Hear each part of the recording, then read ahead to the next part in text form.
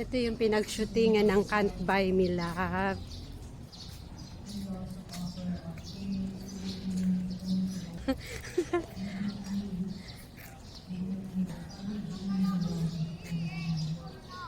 Sige, sige. Wala.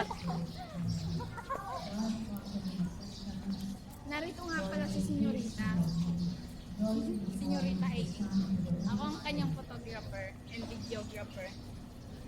Kaya ito yung suot ko. Oo.